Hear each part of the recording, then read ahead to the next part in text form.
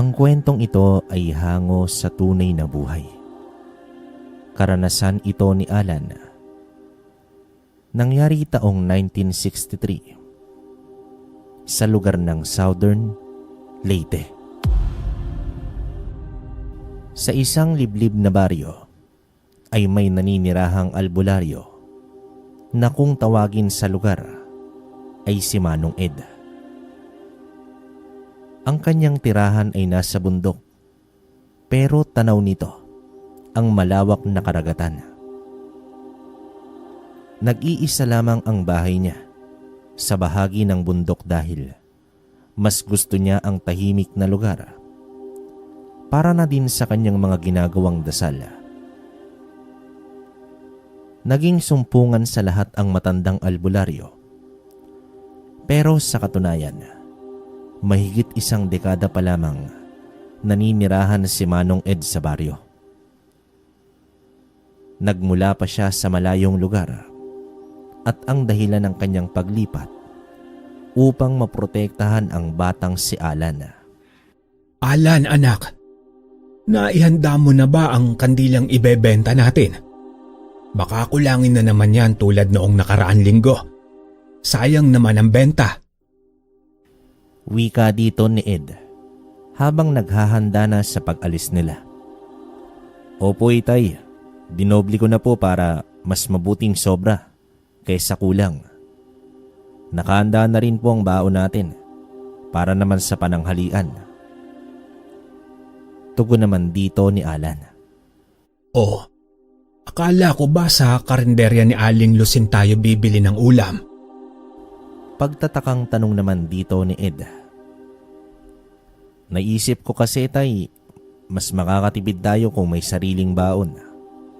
Saka na lang po tayo kakain ng adobo kung marami ang mabentang kandila. Muling tugon dito ni Alan habang inilalagay ang mga baon sa isang bayong. O sige, hayaan mo mamaya. Bibili tayo ng adobo para mamayang gabi. Sambit naman dito ng matanda. Talagay tay. Sige po, mas gagalingan ko pang pagbebenta ng kandila. Natutuwang tugon dito ni Alan. Sa kabila ng simpleng pamumuhay, ay masaya naman si Alan at hindi siya naging sakit ng ulo ni Ed kahit minsan. 12 taon ang nakalipas simula noong magtagpo ang landas nila Ed at Alan. Sa dating baryong kinabibilangan ng albularyo, ay may isang pangyayaring hindi inaasahan ni Ed. Isang gabi, habang nananalasa ang malakas na bagyo, ay may misteryosong babae ang kumatok sa pinto ng bahay ni Ed. Umiiyak naman ito at nanginginig. Sa mga oras ding yon, ay nakaantabay si Ed sa mga aswang na kung tawagin ay daluyong. Sila ang mga uri ng aswang na sumasalakay sa tuwing may bagyo. Ginagawa nila ito upang hindi sila pagbintangan sa mga taong nawawala. Kumbaga, ginagawang panakipbutas ng mga daluyong ang masamang panahon upang makapangbiktima at ikuble ang kanilang mga sarili. Samantala, agad namang pinatuloy ni Ed ang babae na may kalong-kalong na sanggol. Naawa naman si Ed sa kalagayan ng mag-ina, lalo na sa batang basang-basa na at tila hindi na humihinga. Nakiusap naman ang babae na unahin muna ang bata sa pag-aalaga. Agad namang kumuha ng tuwalya si Ed at itinapat sa pinapaningas niyang apoy habang kinakarga niya dito ang bata. Nagsimulang magtanong si Ed kung ano ang nangyari at saan sila nanggaling. Subalit, walang sumasagot. Sa paglingon ni Ed, ay bukas na ang pinto at wala na ang babae. Sinundan niya ito hanggang pinto, ngunit wala na siyang makitang tao sa paligid ng bahay. Sa makatuwid, iniwan ng babae ang anak nito. Wala nang nagawa pa si Ed kundi kupkupin na lamang ang bata. Napailing na lamang siya at naawa sa batang karga-karga niya. Subalit habang lumalaki si Alan, ay tila may kakaibang nararamdaman si Ed sa bata. May kakaibang enerhiya na nagmumula dito pero hindi niya matukoy kung ano. Samantala, dumating na sila sa may simbahan kung saan doon sila nagbebenta ng kandila at mga gamot na gawa mismo ni Ed.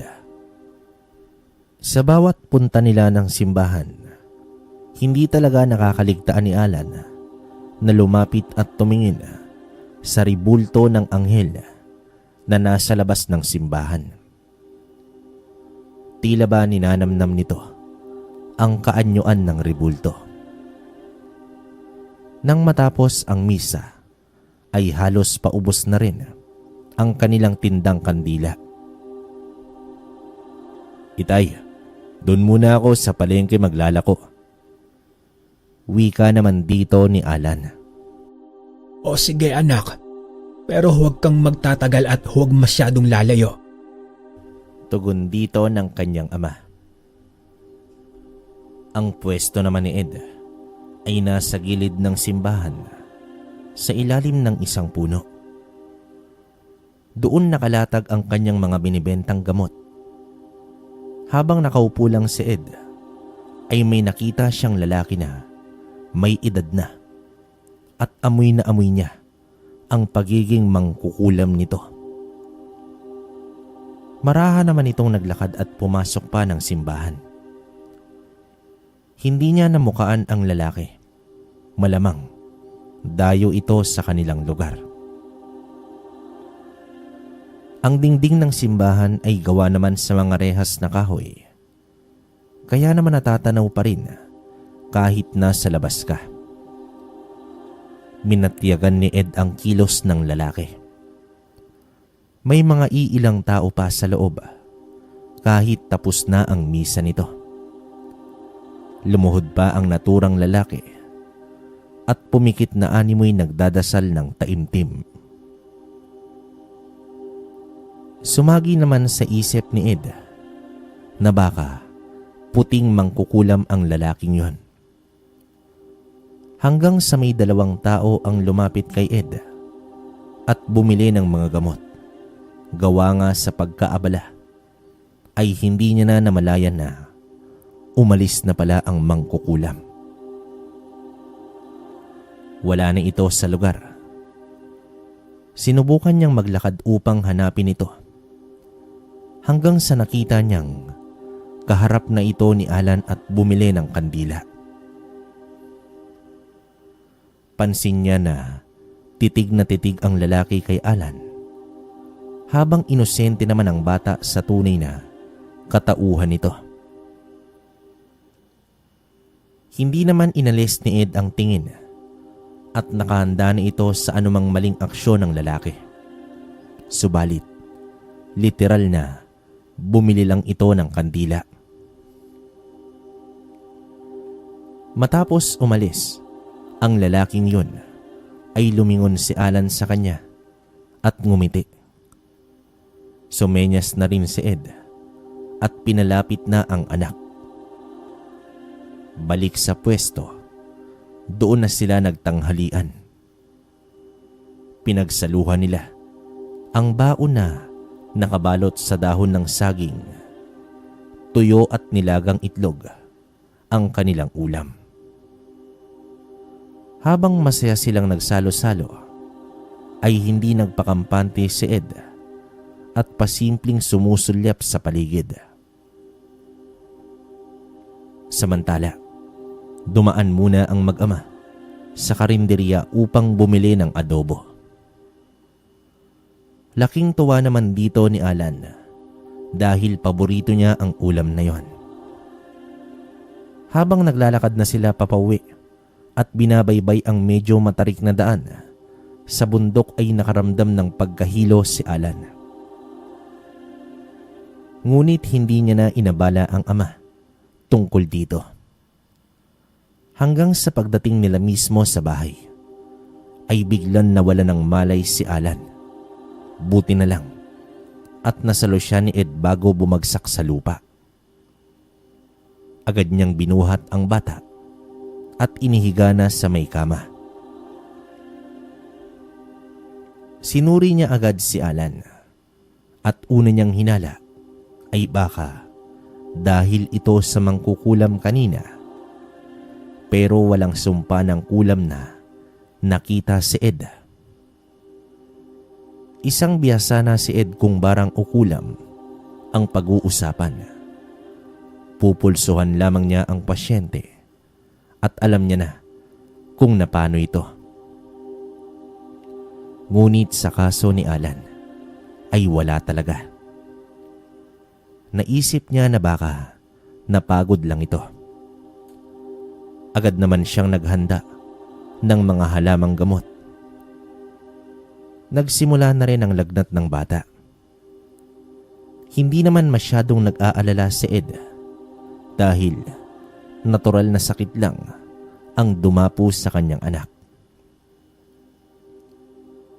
Habang tulog naman si Alan ay nagsaing na siya at ininit na ang nabiling adobo upang kahit papaano ay mas mainam itong kainin kapag mainit pa. Ngunit umabot na ang 8:00 ng gabi. Hindi pa rin nagising si Alan. Hindi rin bumaba ang lagnat nito. Nagtaka na si Ed dahil napakasimpleng sakit lang ang lagnat para sa kanya. Ang mga naging pasyente niya ay gumagaling naman agad sa lagnat. Pero iba ang nangyayari kay Alan. Diyos ko! Ano bang nangyari sa'yo, anak? Bakit walang pagbabago? Napaka-imposible naman kung lagnat lang ito. Nag-aalalang wika naman dito ni Ed. Dahil naman sa sitwasyon ni Alan, ay nawalan na ng ganang kumain si Ed sa labis na pag-aalala. Sa gabing yon ay ginawa niya na ang lahat na makakaya, ngunit ganoon pa rin ang kalagayan ng anak. Nag-usal na si Ed pangontra sa mga masasamang elemento, pero sadyang wala siyang naramdamang presensya ng anumang nilalang. Kahit engkanto ay wala talaga. Dito naguluhan na ang albularyo dahil wala siyang nagawa para sa kanyang anak. Pabalik-balik ang kanyang lakad sa kwarto. Magdamag niyang binantayan si Alan. Nakaupo lamang siya sa may silya sa gilid ng kama nito. At di niya namalaya na nakaidlip na pala siya. Sa kanyang panaginip ay nakakita siya ng puting liwanag na pumasok sa kwarto. Ang liwanag na yon ay may nabuong imahe. Tumambad sa paningin ni Ed ang imahe ng isang anghel. Sa tindi ng kabanalan na kanyang naramdaman, ay hindi siya nakakilos mula sa kanyang kinauupuan. Hanggang sa nagsalita ang anghel sa malumanay at malalim nitong boses lalaki. Ayon sa anghel, si Alan ay isinilang mula sa banal na liwanag. Nakatakda siya bilang tagapagbalanse ng ating mundo. Sa unti-unti ay matutuklasan ng bata ang kanyang angking taglay. Maging gabay si Ed sa landas na tatahakin ni Alan. Matapos magsalita ay nagliwanag ang katawan ni Alan at bahagya itong lumutang sa ere. Sa pagkakataong iyon ay nawala na ang anghel at nagising na itong si Ed. Bumulaga naman sa kanya ang katawan ni Alan na nagliliwanag at nakalutang pa. Nanlaki naman ang mata ni Ed at napaluhod na lamang ito at iniyuko ang ulo at nagdasal. Nang mawala naman ang liwanag na yon, ay bumalik na sa pagkakahiga ang katawan ng bata, ngunit tulog pa rin ito. Marahan niyang kinapa ang kamay nito at nawala na rin ang matinding lagnat. Halos maiyak si Ed sa pasasalamat at natuklasan niya na ang batang inaalagaan ay isa palang anghel sa lupa. Kinaumagahan, sa pagmulat ng mga mata ni Alan, ay walang binanggit na kahit ano si Ed. Maliban lang sa pangangamusta sa kalagayan nito. Pinakiramdaman niya at nag-obserba siya ng gusto sa mga ikinikilos ng anak. Sa mga naunang araw ay normal pa naman ang lahat hanggang sa dumating ang isang hapon. Papalubog na ang araw ay nakita niya si Alan na nakatayo sa may likod bahay. Nakatitig naman ito sa may kakawian sa di kalayuan. Alan, anak, ano ba ang tinitignan mo sa may kakahuyan? Mukhang kanina ka pa dyan ah. Tanong dito ni Ed habang nilalapitan ang bata. May 3 tikbalang itay, naroroon sa mga puno. Nagtatago at nakatingin dito sa atin ngayon. Tugon naman dito ni Alan at ikinagulat naman ito ng kanyang ama. Kahit malakas ang pandama niya sa mga elemento, ay hindi man lang niya nararamdaman ang presensya ng mga tikbalang na sinasabi ni Alan. Tikbalang? Sigurado ka ba dyan, anak? Maiging tanong naman dito ni Ed. Opo, itay. Sa katunayan, hayon sila, nakatayo sa gilid ng puno. Pagtuturo naman dito ni Alan. Subalit kahit gaano sipati ni Ed, ay wala man lang siyang makita. Tahimik naman siyang nag-usal at nakita nga niya ang unti-unting imahe ng 3 elemento. Ang mga kabayo nitong mga itsura ay tila mga galit at sabik na susugod sa kanila. Anak, mas mabuting pumasok na tayo ng bahay. Hayaan na natin sila. Wika ng ama at sumunod naman agad si Alan. Sa pagpasok ng bahay ay agad pumwesto si Alan sa maliit nilang pagawaan ng mga kandila na nasa kusina habang nag-umpisa ng magluto si Ed ng kanilang hapunan. Panay sulyap naman ang albularyo kung saan naroroon pa rin ang mga tikbalang. Nakatayo lang ito at hindi gumagalaw.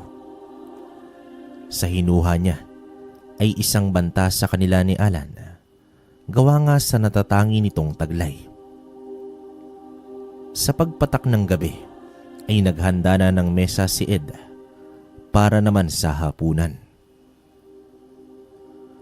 Sa kanilang pagkwekwentuhan ay tila walang pangamba ang bata sa mga elemento na nasa labas. Nang sipatin ito ni Ed ay hindi niya na makita ang 3 nilalang. Ilang oras pa ang lumipas at nagligpit na si Alan sa mga nagawang kandila.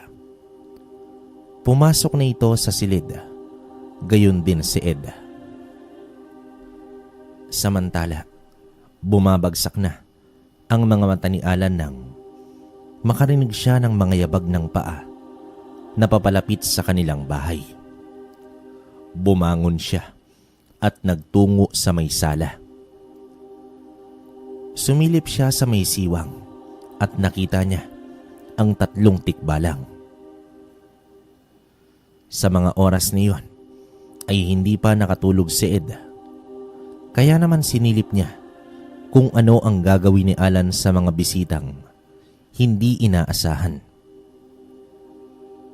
Ramdam na ni Ed na nasa bakuran na ang mga nilalang nang biglang binuksan ni Alan ang pintuan. "Magandang gabi sa inyo," bungad ni Alan sa mga tikbalang. Nanlaki ang mga mata ng elemento nang makita nila ang isang bata na kahit konting bahid ng takot ay wala ito. Napasunod na rin si Ed at napahinto sa may pinto nang makita niya ang anak na bumaba at lumapit sa tatlong nilalang. Ang mga tikbalang ay animoy tuod dahil hindi sila nakakilos sa paglapit ni Alan. Imbes na matakot ay hinimas pa ni Alan ang mga kamay ng mga nilalang at ngumiti sa mga ito. Habang si Ed ay halos kumawala na ang puso sa pagtibok dahil sa pag-aalala sa kanyang anak. Subalit ang tatlong nilalang ay hindi man lang nakakilos. "Alam ko na hindi kayo talaga masamang nilalang. Kayo ay mga tagapagbantay ng kalikasan. Kaya nais kong makisa sa inyo." Wika naman dito ni Alan.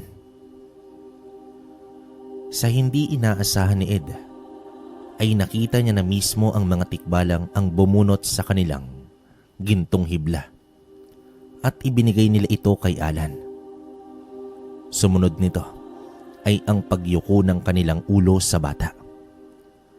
Pahiwatig ng pagkilala nila kay Alan bilang kanilang pinuno. "Maraming salamat mga kaibigan. Hanggang sa susunod nating pagkikita." Pamamaalam ni Alan at umalis na rin ang mga nilalang na yon.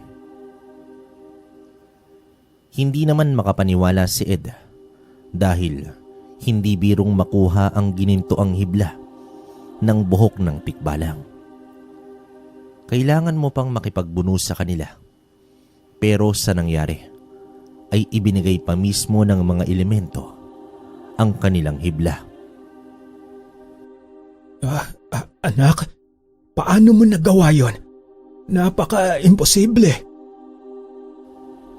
Nauutal na tanong naman dito ng ama.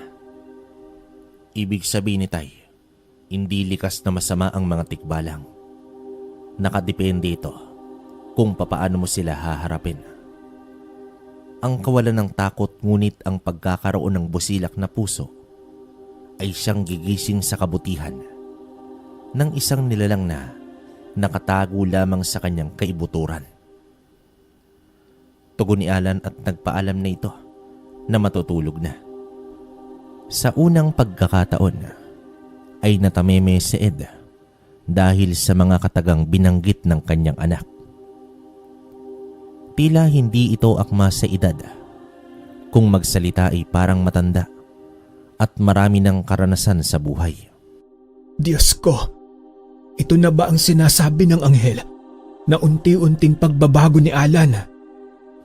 Sambit ni Ed sa kanyang sarili. Samantala, inilagay na ni Alan ang 3 gintong buhok sa isang tela at isinuot bilang kwintas. Dahil naman sa pangyayari, ay hindi na halos makatulog si Ed. Naiisip niya ang panganib na darating sa kanilang buhay. Alam niya na may misyon ang bata sa lupa at paniguradong tungkol ito sa mga masasamang nilalang.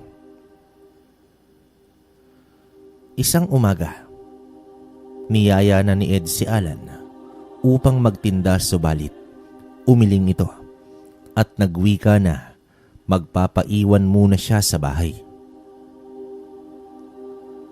Habang binabanggit ni Alan ang mga salitang yon, ay nakatingin lamang ito sa labas na tila may iniisip. Hinayaan na lamang ito ni Ed at umalis na lamang siyang mag-isa. Samantala, isang madilim na ulap ang nakikita ni Alan sa kabila ng napakagandang panahon. Senyalis ito ng isang kasamaan na paparating o posibleng mangyari sa kanilang lugar. Maya-maya pa ay isa-isang lumabas ang 3 tikbalang. Mula naman sa may kakawian, marahan silang naglakad papalapit kay Alan. Itinuro ni Alan ang bahaging nakitaan niya ng madilim na ulap. Nag-utos ito sa mga tikbalang na puntahan ang lugar na yon at sabihin sa kanya kung ano ang kanilang may kita sa lugar. Samantala, habang nagtitinda si Ed sa gilid ng simbahan, ay may nasipat siyang hindi bababa sa 10 katao ang magkasunod na naglakad. Dumaan lamang ito sa may simbahan at nang matapat sila sa may pinto, ay tumigil ang mga ito at nilingon ang nagmimisang pare. Kakaiba ang kilos ng mga ito, kaya naman napansin agad ni Ed. Ngunit ang mga tao ay tila hindi nakikita ang nakita ni Ed. Lihim lamang siyang nakaabang sa mga ito hanggang sa nagpatuloy na sa paglalakad ang grupo ng mga tao. Subalit hindi niya naman ito nasundan pa dahil sa may mga paninda pa siyang dapat asikasuhin. Bandang 5:00 ng hapon, sa paglalakad ni Ed pauwi, ay may narinig siyang mga tao sa batis. Sinilip niya ang mga ito at laking gulat niya dahil ang mga taong yon ay siya mismong grupo ng mga tao na nakita niya sa labas ng simbahan. Animoy may ginagawang ritual ang mga ito sa tubig at tila nagbibinyagan. Matapos nito ay nakailera silang naglakad hanggang sa dumako sila sa isang lugar na tila may gagawing pagpupulong. May kumpol na mga panggatong sa kanilang gitna at malamang sisindihan nila ito pagsapit ng gabi. Kumusta ka naman dito buong araw, anak? Nakakain ka ba ng maayos? Ayos lang naman ako, Itay. Ikaw, kamusta ang benta? Natagalan ka yata sa pag-uwi, Itay. May sinundan kasi ako na kahina-hinalang mga tao. At sa tingin ko isang samahan o kulto ang itinatayo nila, anak. Alam ko na po yun, Itay. Nalaman ko po dahil sa mga kaibigan kong tikbalang. Talaga ba, anak? Totoong kulto talaga ang mga taong iyon. Ano na ang binabalak mo ngayon? Kailangan ko lang silang kausapin at sabihin na itigil na ang ginagawa dahil labag ito sa Diyos. Ako, anak, ang mga taong ganyan ay sarado na ang mga isip at may mga mahikang itim sila. Baka mapaano ka pa. May karapatan ng bawat nilalang na pumili kung anong landas ang kanilang tatahakin. Subalit narito ang salita ng Diyos upang sila ay maliwanagan. Kalayaan sa pagpili, kaparusahan sa pagkakamali. Wika ni Alan na ikinamangha na naman ni Ed. Sadyang iba na kung mag-isip ang bata. Kahit hindi dinetalye ni Alan ang kanyang gagawin, gayunpaman ay hindi na nag-usisa pa itong si Ed. Simula kasi nang malaman niya na isang anghel si Alan ay tumaas na ang tingin niya rito. Pagsapit ng gabi ay nagpaalam si Alan na aalis muna.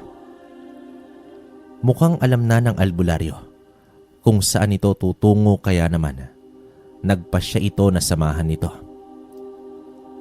Sa kanilang paglalakad, sa gitna ng gabi, ay inusisa ni Ed kung saan at ano ang gagawin nito. Tumugon naman ang bata na pakikiusapan niya ang kulto at itigil ang balak gawin. Tila salungat sa paniniwala ni Ed ang gagawin ni Alan dahil alam niya na walang makapagbabago sa isip ng kulto. Natanaw na ng mag-ama ang liwanag ng apoy sa lugar ng mga kulto. Inabisuhan naman ni Alan na magkubli lang muna ang ama at hayaan itong humarap sa mga yon. Gayunpaman, sumang-ayon si Ed, ngunit nakahanda rin ito sa anumang pwedeng mangyari. Literal na naglakad papalapit si Alan sa kulto na nagsasagawa na ng ritual. Nakasuot ang mga ito ng mahabang damit na kulay itim at may suot na mga maskara na gawa sa karton na may 3 butas. May nakalagay na sungay ng toro sa altar at iyon ay kanilang sinasamba. Nang mapansin niya sa gitna ay natigil ang ginagawa ng mga ito. Mawalang galang na po sa inyo. Alam pa ba ninyong inyong ginagawa? Napakamatampuhin ng ating Diyos Ama. Ayaw niya na may iba tayong sinasamba, kundi siya lamang. Bungad na wika naman dito ni Alan. At ano naman ang pangalan ng bubuit na ito? Tanong naman dito ng isang pinuno. Ako po si Alan. Sagot naman dito ng bata. Ako nga pala si Menandro. Kung nais mo bukas ang aming mga kamay, natanggapin ka sa aming samahan. Wika naman dito ng pinuno. Nagkakamali ka, Ginoo. Narito po ako upang pigilan kayo sa inyong binabalak. Isang kalapastanganan po na ginagawa nyo sa ating ama. Tugon dito ni Alan. Pambihira, bata. Mukhang may malaking gagampanan ka para sa aming samahan. Wika ni Menandro. Sabay senyas na dakpin si Alan. Nag-aalala ng gusto si Ed habang nakatanaw lamang siya sa nangyayari. Nais na sana niyang sumugod pero sa nakikita niya ay hindi man lang pumalag si Alan nang siya ay dinakip ng mga tao. Dinala siya sa loob ng bahay at hindi na alam ni Ed kung ano na ang nangyayari sa loob. Samantala, natuwa naman si Menandro dahil hindi man lang nagpumiglas ang bata. Subalit kahit konting takot ay wala rin siyang nakikita dito. Hindi ka man lang magsisisigaw o papalag. Kung sa bagay, wala rin namang makakaligtas sa'yo dito. Pero sa totoo, isa kang hulog ng langit para sa amin. Dahil 2 araw mula ngayon, kailangan namin ng alay. Pero nandito ka na rin lang naman. Hindi na kami maghahanap pa ng iaalay. Nakangising wika naman ni Menandro. Umaasa pa rin ako na magbabago pa ang inyong isipan, Mang Menandro. Wika ni Alan sa malumanay na boses. Lumabas ng bahay si Menandro habang tumatawa at muling ipinagpatuloy ang pagriritual. Hindi na mapalagay ang albularyo. Kailangan niya ng kumilos para sa anak. Akmang susugod na siya, ay may naramdaman siyang kakaibang presensya sa kanyang likuran. Marahan naman siyang lumingon at nakita niya ang 3 tikbalang. Umiiling ang mga ito. Pahiwatig na hindi siya dapat sumugod. Tumango naman ang albularyo na may bahid ng pagkasindak sa mga nilalang. Lumakad ang mga ito at nagtungo sa likod bahay habang patuloy na nagsasagawa ng ritual ang mga kulto. Makalipas ang ilang minuto ay nasa likuran na ni Ed itong si Alan. Itay, tara na. Umalis na tayo dito. Sambit naman dito ni Alan. Papaano ka nakawala? Wala ba tayong gagawin sa mga yan? Sa ngayon, Itay, wala. Bibigyan ko sila ng pagkakataon. Tugon dito ni Alan. Naghabilin si Alan sa mga tikbalang. Nabantayan ang mga kilos ng kulto. Tumango naman ang mga ito at humakbang paatras at naglaho na sa dilim. Sa pag-uwi nila sa bahay ay umasa na si Alan ng pagbabago sa kulto, subalit lubhang malabo itong mangyari. Kailangan niyang bigyan muna ng pagkakataon ang isang nilalang na magbago bago ipataw ang parusa. Bilang anghel sa lupa, layunin ni Alan na baguhin ang masamang hangarin ng mga tao. Makalipas ang 2 araw, bandang hapon ay nagpakita kay Ed ang isa sa mga tikbalang. Naroon ito sa likod bahay habang nag-iigib si Ed sa balon. Agad niyang tinawag si Alan. Sa paglapit ni Alan ay ibinalita ng tikbalang na may nadukot na binatilyo ang kulto at gagawin daw itong alay. Ito marahil lang sinasabi sa akin ni Menandro, Itay. Kailangan natin may ligtas ang kawawang batang yon. Ano ang balak mong gawin, anak? Ako nang bahala, Itay. Basta dito lang kayo sa bahay. Paano kung mahuli ka nila ulit? May magagawa ako, anak. Hindi na nila ako mahuhuli kahit kailan, Itay. Magtiwala lang kayo sa akin. Sa pagpatak ng dilim ay umalis na nga si Alan. Hindi naman maiwasan ni Ed ang mag-alala. Pero isang anghel si Alan. At sinong nilalang kaya sa mundo ang makakatalo sa isang anghel? Nagdasal ng taimtim si Ed. Samantala, walang takot na nagtungong muli si Alan sa lugar ng kulto. Nakita niya ang isang binatilyo na nakatali sa nakaekis na kawayan. Sa mga oras na iyon ay nagre-ritual na ang lahat at may inuusal na tila tinatawag ang demonyo. Walang malay ang nasabing biktima na wala ng damit pang itaas. Nakadama ng pagkirot sa puso si Alan nang makita niya ang biktimang iyon. Itigil niyo yan. Matapang na sigaw dito ni Alan. Bah, nakatakas ka na nga. Bumalik ka pa. Ano ba talaga ang tumatakbo dyan sa isipan mo, bata? Nakangising wika ni Menandro. Wala kang karapatan na kumitil ng buhay, Menandro. Pinagbigyan ko na kayo. Subalit hindi kayo nakinig sa akin. Madiing tugon dito ng batang anghel.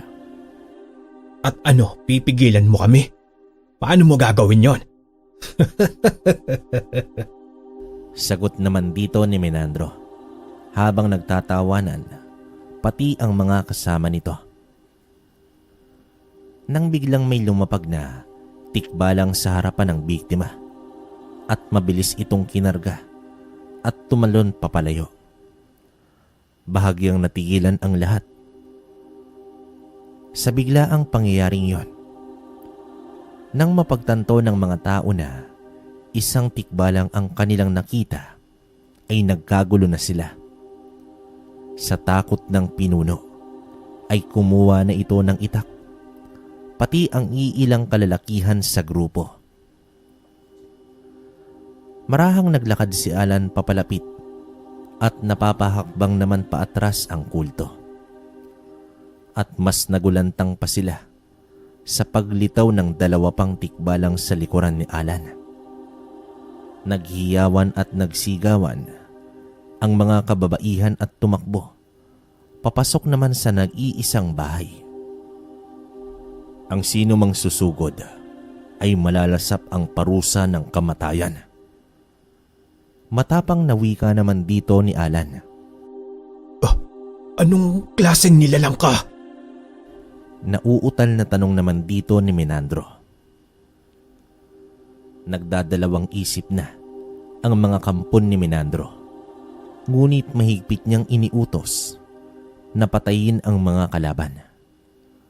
Sa pagsugod ng mga kalalakihan ay baliwala ang kanilang sandata laban sa mga elemento. Nagtalsikan ang mga ito at si Menandro ay nagbalak ng tumakas. Habang nagkakagulo ang lahat, ay tumakbo na ang pinuno ng mabilis, ngunit natigilan siya nang biglang lumitaw sa kanyang harapan si Alan. Inambahan niya na ito ng taga, subalit biglang nanigas ang kanyang katawan. Nagliwanag si Alan at nanlaki ang mga mata ng pinuno sa kanyang nakita. Isang kapayapaan sa puso ang dumaloy sa diwa ni Menandro. Pati ang mga kasamahan nito ay natigilan dahil sa matinding liwanag na pumawi sa dilim ng gabi. Hindi pa uli ang lahat, Menandro. Magsisi ka at bumalik ka sa ating ama. Malumanay na wika naman dito ni Alan. Tila isang pambura ang liwanag na bumura ng unti-unti sa maitim na puso ni Menandro. Nalasap niya ang isang pag-ibig na kahit kailan ay hindi niya naramdaman. Ang kaginhawaan na ibinigay sa kanya ng liwanag ay naging dahilan upang mapaluhod at tumulo ang luha sa kanyang mga mata. Dumampi na rin ang mga kamay niya sa lupa at ang bawat patak ng luha ay mga patak ng kanyang kasalanan. Tila ba nagising si Menandro sa napakahabang pagkakatulog at muli niyang nakita ang liwanag sa kanyang puso. Sa pagkawala ng liwanag ay nakaluhod pa rin si Menandro habang hawak-hawak niya sa kamay si Alan. Ngumiti naman ang bata at inalalayang tumayo ang malaking lalaki. Tumingin ito sa paligid at nakita niya ang kanyang mga kasalanan. Ang kanyang nasasakupan ay nakaupo na sa lupa at sinapo ang ulo. Tila naliwanagan na rin sa lahat at nagising na rin sa mahabang pagkakatulog. Unti-unting umatras ang mga tikbalang at sa pag-alis ni Alan ay nag-iwan ng matinding leksyon sa mga taong naligaw ng landas. Alan, anak. Mabuti naman at nakabalik ka na. Anong nangyari? Tinulungan ka ba ng mga tikbalang? Nagkaroon ba ng labanan? Nag-aalalang wika ng kanyang ama. Ayos na, itay. Wala na po ang mga kulto. Bumalik na sa ama, si Menandro. Nakangiting tugon dito ng bata. Ha? Ganun lang yon? Ano ba talaga ang nangyari, anak? Usisa pa ng kanyang ama. Sa pagsalaysay ni Alan sa nangyari, ay namangha na lamang ang ama sa nagawa nito. Hindi niya inakala na napabago niya ang isang kulto. Sadya talagang napakataas na uri ng kabanalan meron itong si Alan. Makalipas ang ilang araw, habang nagtitinda si Ed, laking gulat ni Ed nang bumungad sa harapan niya si Menandro na nakangiti at may dala pa itong ulam. Menandro? Gulat na tanong naman dito ni Ed. Ikaw po ba ang ama ni Alan? Ilang araw ko na kasi kayong napapansin na magkasama. Nais ko lang magpasalamat sa anak po ninyo. Ginising niya po ako. Nakangiting tugon dito ni Menandro. Paano naman ako makakasiguro na nagbago ka na nga talaga, Menandro? Matapang na tanong naman dito ng albularyo. Ako at ang mga kasamaan ko ay kaagapay na po ngayon ng simbahan. Malugod po kaming tinanggap ng kura paroko. Nasaan po ba si Alan? Wika pa ni Menandro. Sa mga sandaling yon ay dumating na si Alan na may dalang mga kandila. Bumati ito at nagbigay galang kay Menandro. Sa pag-alis ng lalaki ay hindi naman mapigilan ni Ed ang magduda sa dating leader ng kulto. pinaliwanagan naman siya ng anak na isang mabuting tao na si Menandro. Gayunpaman, hindi pa rin nagpakampante si Ed. Pero papaano ba naman maluloko ang isang anghel? Naguguluhan na tuloy si Ed, samantala sa patuloy na pagtitinda ng mag-ama ay may isang babae na bigla na lamang natumba at nangisay ito sa daan. Nilapitan agad ito ng mga tao at si Menandro pa mismo ang naunang sumaklolo dito.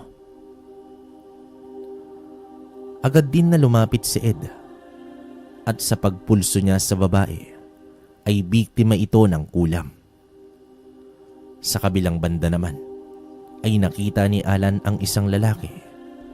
Nakahina-hinala ang kilos at natukoy niya agad na ito ang mangkukulam. Bumalik sa alaala ni Alan na minsan na ring bumili sa kanya ang lalaking yon. Habang nagpalingalinga naman si Ed at nakita niya ang anak na may hinahabol.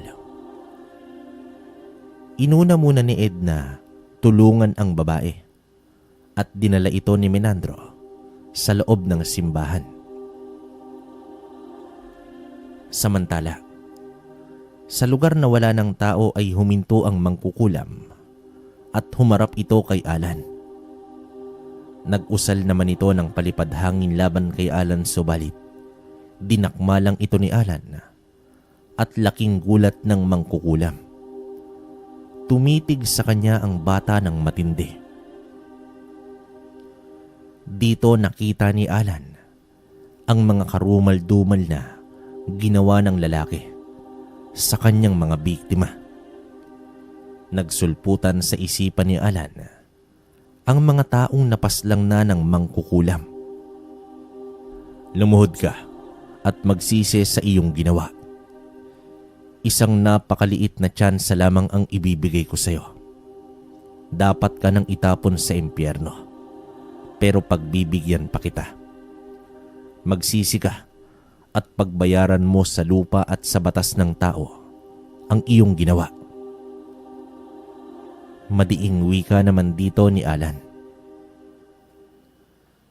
Subalit humalakak lang ang mangkukulam na yon at pinagmumura pa si Alan at muli pa itong nagpalipad hangin. Hinampas lamang ni Alan ang sumpa ng mangkukulam. Seryosong tumitig ang batang anghel at tumalikod.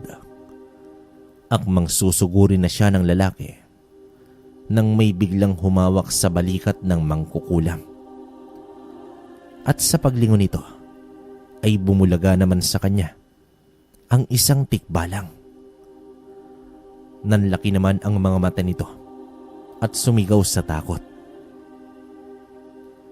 Nagpumiglas pa ang lalaki, ngunit hindi siya nakapalag sa lakas ng tikbalang nang biglang tumarak sa sikmura nito ang napakatalas na kuko ng nilalang. Bumulwak ang masaganang dugo ng lalaki mula naman sa kanyang bibig habang unti-unting bumabagsak ang katawan nito habang nakangisi ang tikbalang.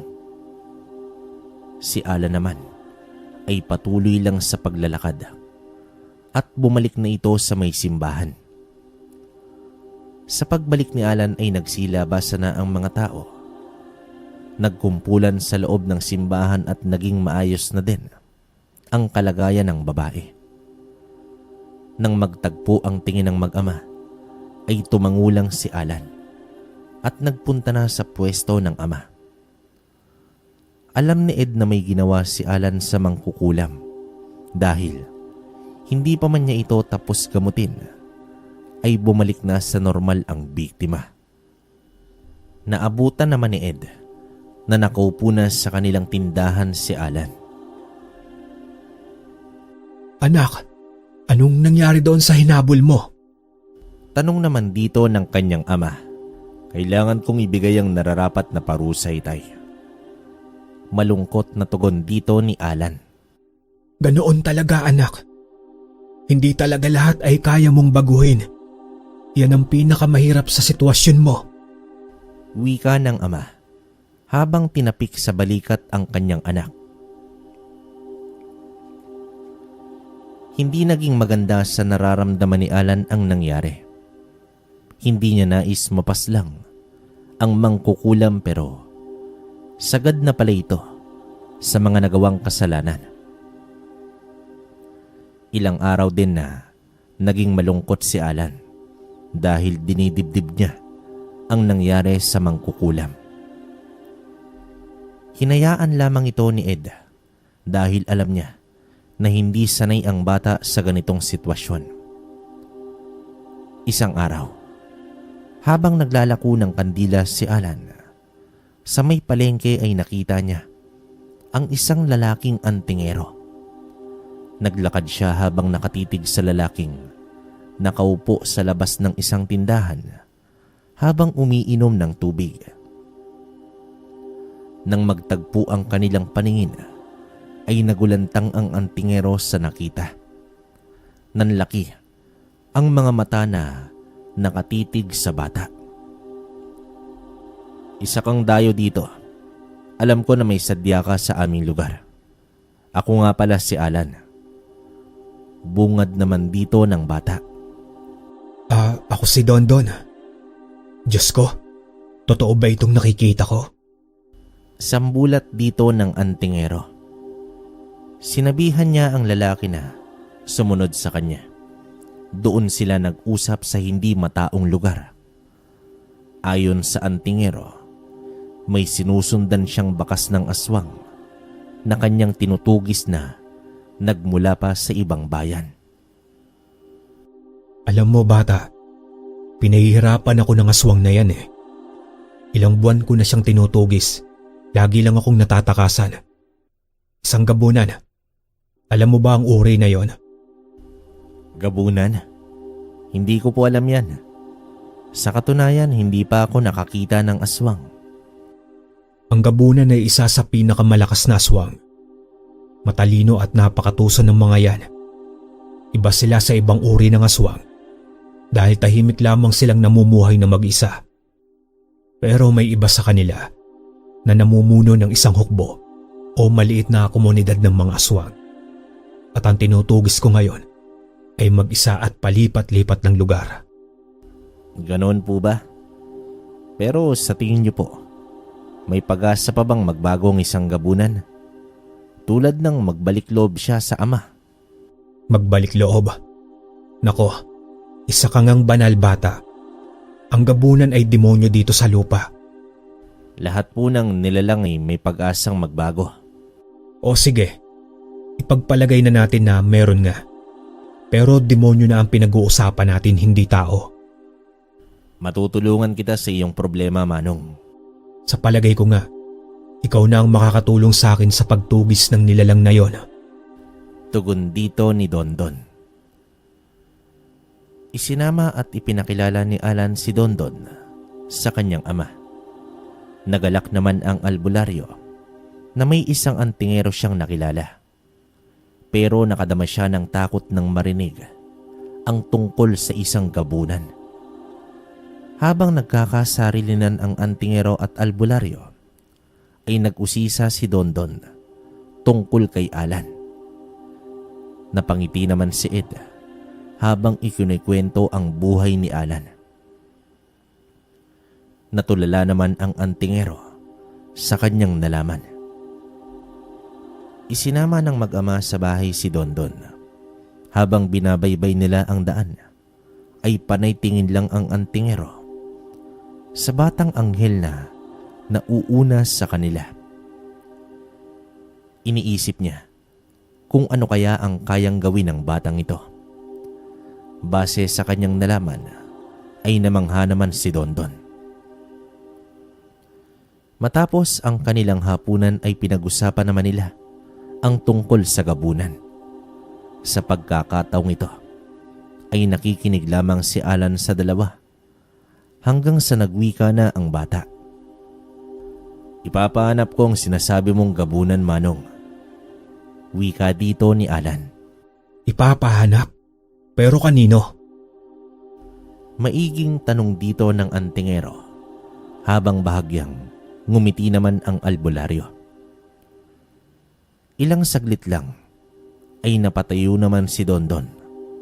Naramdaman niya ang isang kakaibang presensya, isang kalaban, hanggang sa may lumapit na 3 nilalang at agad namang hinugot ni Dondon ang kanyang itak. Mga tikbalang? Sambit naman dito ng antingero at agad na tumalon sa may bakuran. Sandali, Dondon. Hindi kalaban yan. Mga alaga yan ni Alan. Wika naman dito ng albularyo. Mga alaga? Gulat na tanong dito ni Dondon. Oo. Kaya relax ka lang.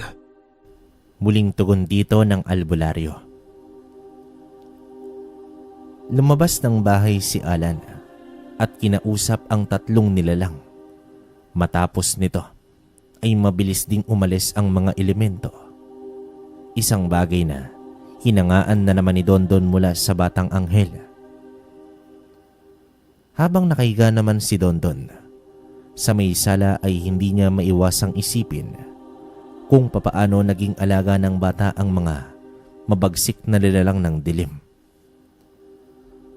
Base sa kanyang nakita kanina, ay tila ba sumasaludo ang mga tikbalang sa batang si Alan.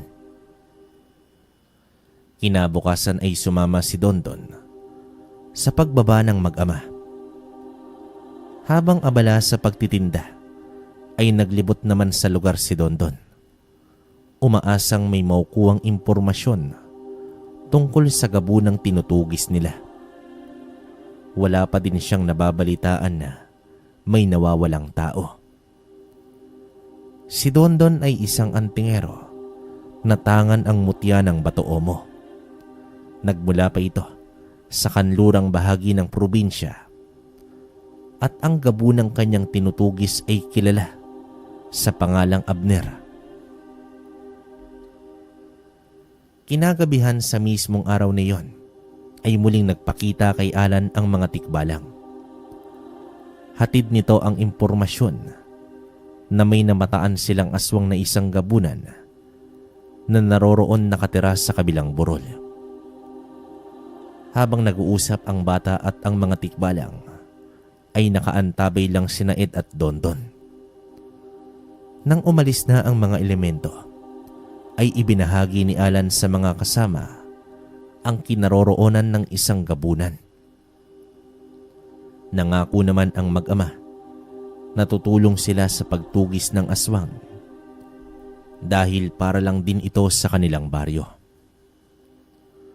At sa gabing yon ay pinagplanuhan nila ang gagawing paglusob sa gabunan.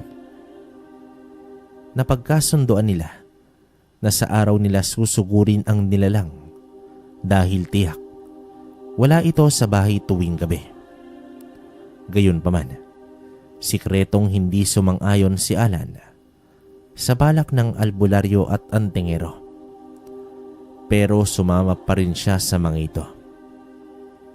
Nang matapos naman ang kanilang agahan, ay nag-umpisa na silang maglakad patungo sa kabilang burol.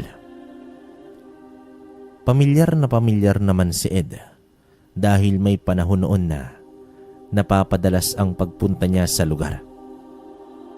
Madalas ako dito noong araw. Pero sa tagal na rin ng panahon, ay malaki na rin ang pinagbago ng lugar. Pero huwag kayong mag-alala. Tanda ko pa rin ang daan papasok sa may kakahuyan. Wika dito ng albularyo. Huwag tayong magpakampante. Kung si Abner nga yan, dapat maging mapagmatsyag tayo. Dahil walang ginawa ang aswang na yan kundi takasan ako. Gigil na sambit dito ng antingero. Mukhang pinaglalaroan ka ng nilalang na ito, Dondon. Kahit minsan ba ay hindi siya nakipaglaban sa'yo? Maiging tanong naman dito ng matanda. Minsan na po kami naglaban. Ngunit nang bumagsak ako, imbis na tapusin niya ako ay hinayaan lamang niya ako at tumakas na lamang. Tugon dito ni Dondon. Pero sa pagkakataong ito, ay hindi na siya makakatakas pa sa akin. Paninigurado dito ng albularyo. Bumaliktad na ang sikat ng araw at inabot na sila ng hapon. Nang masipat nila ang isang kubo sa gitna ng gubat. Bumibilis na ang hakbang ni Dondon na may panggigigil. Habang papalapit ang antingero, ay amoy na amoy niya ang baho ni Abner. Isang malakas na sipa ang ginawa ng antingero sa pinto ng kubo at napabalikwas si Abner. Mula naman sa pagkakahimbing nito. Walang sabi-sabi ay sinugod ng antingero ang gabunan.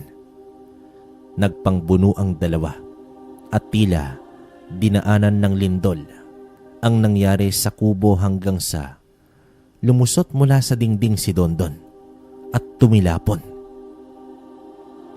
Kasunod nito ay ang paglabas ni Abner na humahalakhak subalit agad siyang tinigal po ni Ed dahilan upang mawalan siya ng balanse.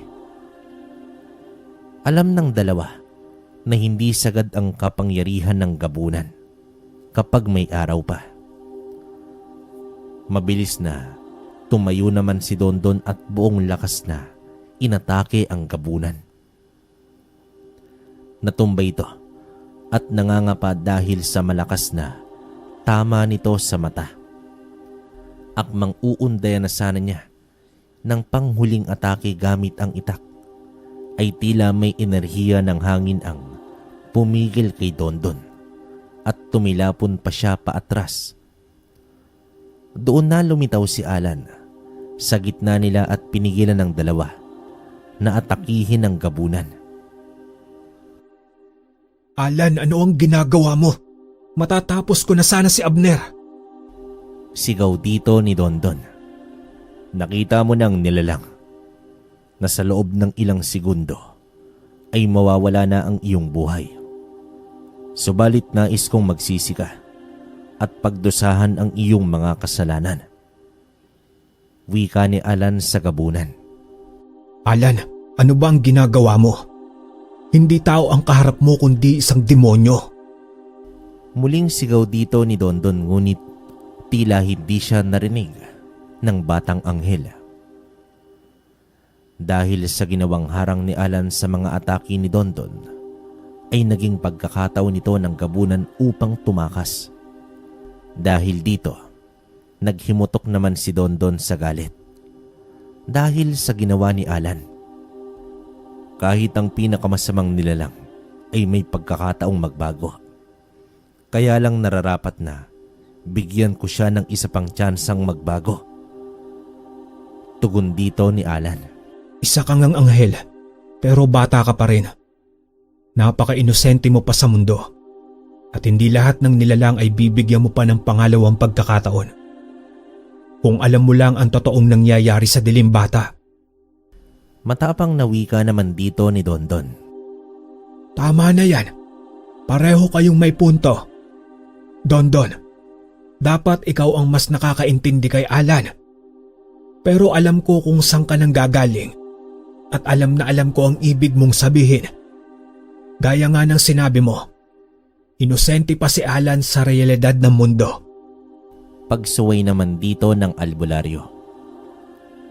Wag po kayong mag-alala, Manong Dondon.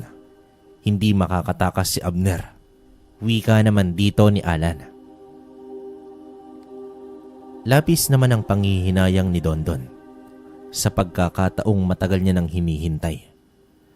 Pero umasa na lamang siya sa sinabi ng batang anghel. Batid din niya sa itsura ng bata na tanging kapayapaan lamang ang hangarin nito. Sa pagbalik nila ng bahay ay kinausap ni Ed ang antingero. Kinumbinsi niya ito na ibigay ng buo ang tiwala sa isang anghel.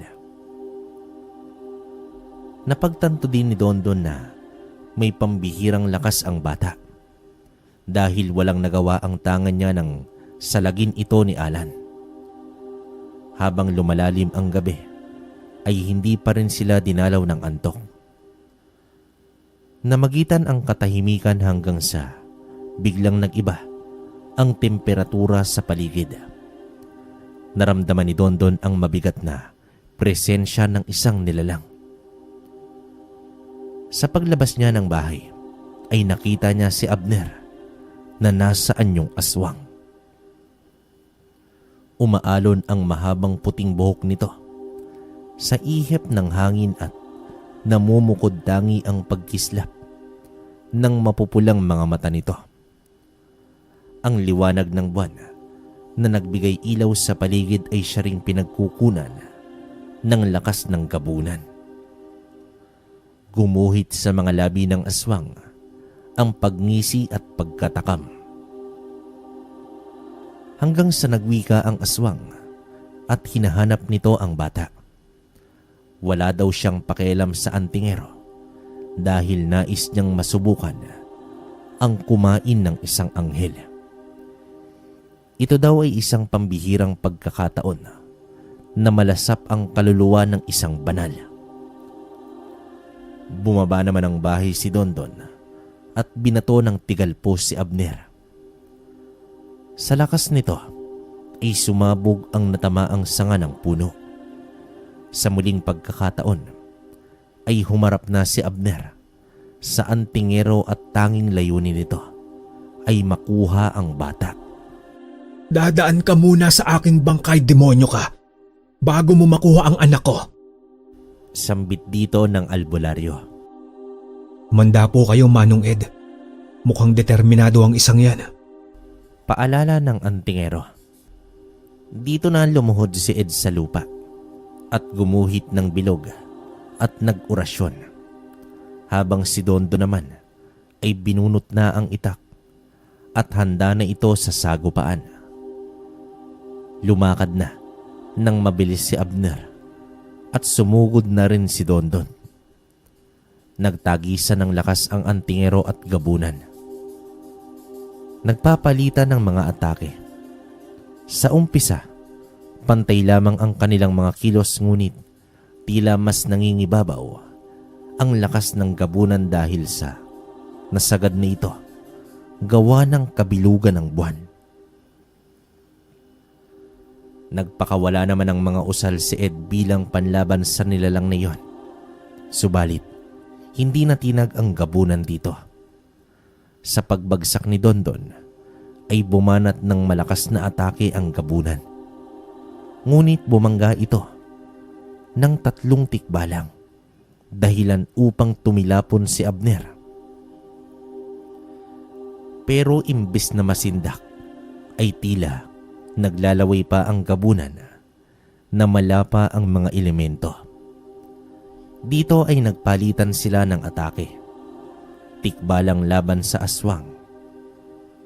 Hindi rin may kakaila ang lakas na taglay ng mga tikbalang. Hanggang sa nadali ang isa nito at nagtamo ng malalim na sugat mula sa mga kuko ni Abner. Humandusay sa lupa ang isang tikbalang at hindi na nakagalaw pa. Sa puntong ito ay dito na lumabas si Alan na mas kinakasabikan pa ng gabunan. Inutusan ng bata ang iba pang tikbalang na ilagay sa ligtas na lugar ang naghihingalong kasamahan. Anak, huwag kang humarap sa demonyong iyan. Pumasok ka dito sa bilog. Kami na ni Dondon ang bahala. Pakiusap dito ng ama. Muling bumangon ang antingero at sumugod sa aswang. Isang malakas na hampas ng kamay ni Abner ang natamo ni Dondon, dahilan upang tumilapon ito ng malayo at bumangga sa mga puno. Isang nakakakilabot na nilalang ang nasa harapan na ni Alan. Nakangisi ito at sinipat ng gusto ang katawan ng isang bata. Nagpakawala naman ng usal si Ed dahilan upang umatras ng bahagya ang gabunan. Sinayang mo lamang ang pagkakataong ibinigay ko sa iyo, gabunan. Wika dito ni Alan. Subalit mabilis na kumilos si Abner na tila hangin at sumugod sa bata nang biglang may lumiwanag na imahe ng isang mandirigmang anghel ang sumanib kay Alan at agad hinampas ng kalasag nito si Abner. Nagpagulong-gulong sa lupa ang gabunan at sa akmang pagtayo nito ay bigla naman siyang inatake ng 2 tikbalang. Nahawakan ng mga ito ang mga kamay ng aswang, subalit sadyang mas malakas ang gabunan dahilan upang naibalibag nito ang mga elemento. Umatungal ang mga tikbalang, senyales na labis itong nasaktan. Sumugod naman si Alan na nasa imahe ng isang mandirigmang anghel. Nagtagisan ng lakas ang dalawa. Nasipat ni Ed ang mga mata ni Abner na may bahid ng sindak. Habang naglalaban ang dalawa, ay naglabas ng dayami si Ed at sinindihan. Matapos nito ay binudburan niya ito ng pulbos mula naman sa ginintoang ahas. Ang usok nito ay labis na nagpahirap kay Abner. Bumuka ang malapad na pakpak ng anghel at sa bawat pagbagwis nito ay tumatalsik ang gabunan. Umatungal na ito sa galit. Isang malakas na pag-angil ng gabunan ang umalingaw-ngaw sa kapaligiran. Ang katawan ng gabunan ay mas lumaki pa at ang mga mata nito ay nagliliwanag na sa galit. Animoy nag-aapoy na. Mas bumatak pa ng kalamnan. At mas lumaki pa ang sungay nito. Nanlaki ang mga mata ni Ed at nakaramdam ng matinding kilabot. Isinagad mo na ang lahat, gabunan. Ang kadiliman na nakapaloob sa iyo laban sa liwanag na nagmumula sa may likha. Ngayon, ipapataw ko na sa iyo ang kaparusahan na nararapat. Madiing wika ng anghel. Umangil ng malakas si Abner at sumugod ito sa anghel. Isang matinding atake ang ginawa ng gabunan habang sinalubong naman ito ng nagliliwanag na espada mula sa anghel. Sa isang iglap lang ay tumilapon ang naputol na kamay ng gabunan, dahilan upang sumigaw ito ng malakas senyales ng matinding sakit. Umatake pa dito ang anghel at natapyas naman ang kabilang kamay ng gabunan. Kasunod nito ay ang pag-atake ng 2 tikbalang. Walang humpay na pinagkakalmot ng isang tikbalang ang dibdib ng gabunan, habang ang isa ay nakagat ang liig ng aswang mula naman sa likuran. Nagpupumiglas na ang nilalang subalit hindi ito tinigilan ng mga alaga ni Alan. Ikinumpas ng anghel ang isang kamay na nakaturo sa isa pang gabunan na nakahandusay sa likod ng puno. Muli naman itong bumangon at umangil ng napakalakas. Dumagundong ang takbo nito patungo sa gabunan at buong lakas nitong hinawakan ang 2 sungay ni Abner. Kasabay ng malakas na pag-angil ng elemento ay nabali nito ang sungay ng gabunan at kinagat ang ulo nito. Bumagsak na si Abner habang pinagtutulungan lapain ng 3 tikbalang. Ibinaon ng 2 tikbalang ang mga kamay nito sa magkabilaang tagiliran ng gabunan at buong lakas na hinugot ang mga tadyang nito. Nagmistulang nawasak na bagay ang nangyari sa katawan ng gabunan. Nagtalsikan ang may itim na dugo habang winawasiwas ng mga mababagsik na tikbalang ang kalamnan at laman loob ng aswang. Nakadilat na lamang ang mga mata nito habang bumubulwak ang mga dugo sa bibig. Nagkapira-piraso ang katawan ni Abner na animoy kinatay ng mga tikbalang. Samantala, Nakabangon na si Dondon at paika-ikang lumapit at kitang-kita niya kung papaano winasak ng mga elemento ang katawan ng kanyang kalaban. Sa pagtaas ng isang kamay ni Alan ay tumigil ang mga tikbalang at lumayo ito sa nakarning katawan ng gabunan. Isang kidlat ang tumama sa espada ng anghel at agad na ibinato sa gabunan. Sumabog ito at nagliyab hanggang sa maagnas. Umatungal ang 3 tikbalang, senyales ng kanilang tagumpay.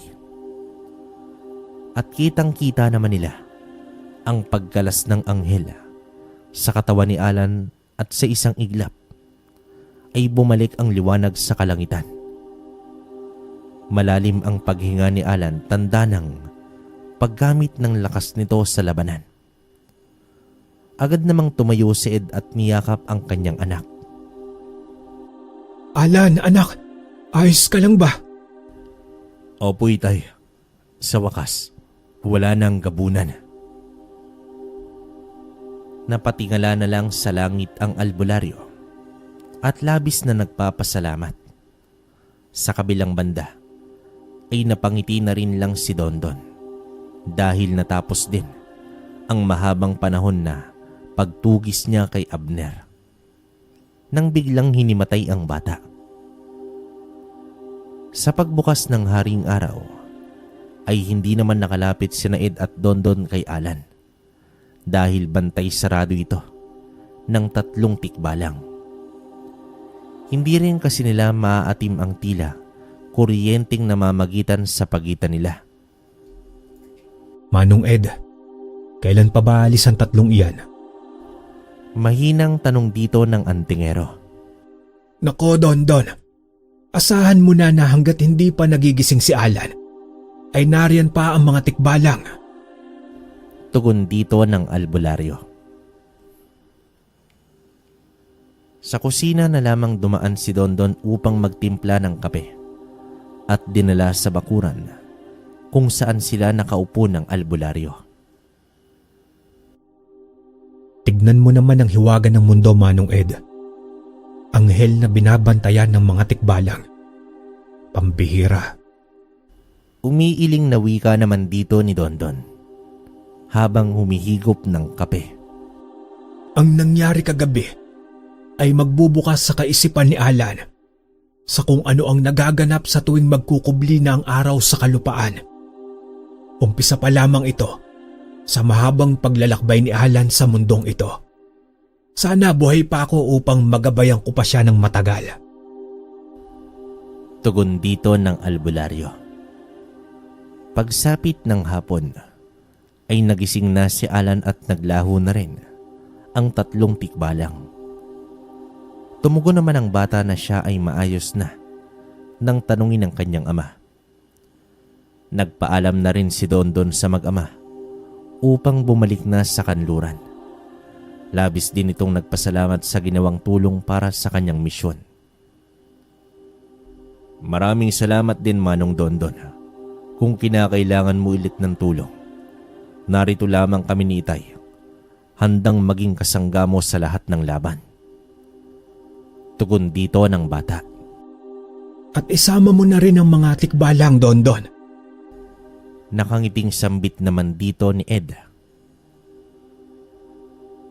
Makalipas ang ilang araw, ay balik na sa normal ang buhay ng bang-ama. Subalit isang hapon, biglang sumulpot si Menandro habang nasa bakuran ang mag-ama at nagwekwentuhan. Dilat ang mga mata ng dating pinuno ng kulto. Namumutla at bigla na lamang itong napaluhod at bumagsak sa lupa. Tulungan niyo ako. Mahinang sambit dito ni Menandro. Agad namang lumapit ng mabilis ang mag-ama at sa pagpulso ni Ed ay isang sumpa ng barang ang nalaman nito na nakatanim sa katawan ng lalaki. Anak, mukhang may bagong nag-aasik ng lagim sa ating baryo. Tumayo ng matayog si Alan at sa di kalayuan ay naroroon ang mga elemento. Sa sandaling yon ay magsisimula na naman ang bagong laban ng batang anghel na may 3 alagang tikbalang. Ang kwentong ito ay nagpapaalala sa atin sa kahalagahan ng pagpapatawad at pagbibigay ng pangalawang pagkakataon. Patunay din ang kwentong ito na may hiwagang nangyayari sa ating mundo at ang panig ng kabutihan ay hindi tumitigil sa paglaan ng instrumento sa kalupaan upang lumaban sa kadiliman. Ang pinagmulan ng batang si Alan ay walang nakakaalam, pati na rin ang misteryosong babae na nagdala ng bata kay Ed.